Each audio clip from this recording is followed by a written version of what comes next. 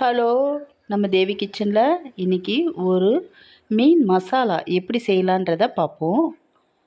இன்றைக்கி ஒரு அருமையான மீன் மசாலா. முதல்ல நல்லெண்ணெயை ஊற்றிக்கிறோம். அதில் தேவையான அளவு மிளகாய்த்தூள், மஞ்சள்தூள், மிளகுத்தூள், தேவையான அளவு உப்பு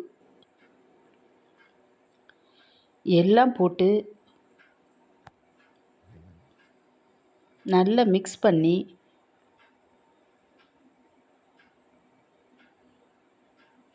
கொஞ்சம் வெங்காயம் அரைச்சி வச்சுருக்கணும்.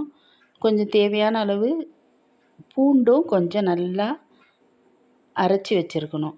அதையும் இது கூட சேர்த்து நல்லா மிக்ஸ் பண்ணிவிட்டு நம்ம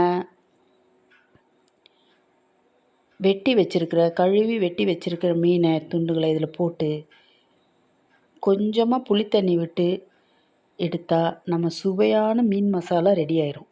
இது சாப்பிட ரொம்ப சுவையாக இருக்கும். கண்டிப்பாக எல்லோரும் ட்ரை பண்ணுங்கள்.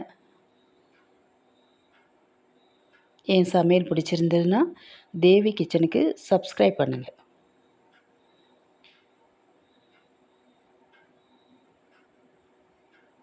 சுவையான சூப்பரான மீன் மசாலா.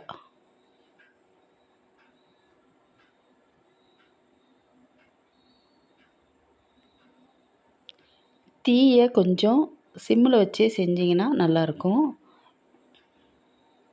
இல்லைன்னா அடிப்பிடிச்சிரும்.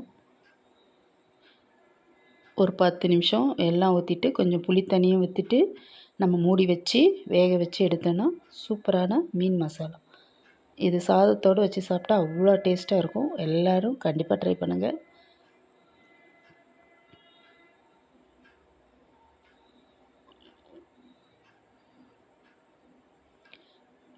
நன்றி, வணக்கம்.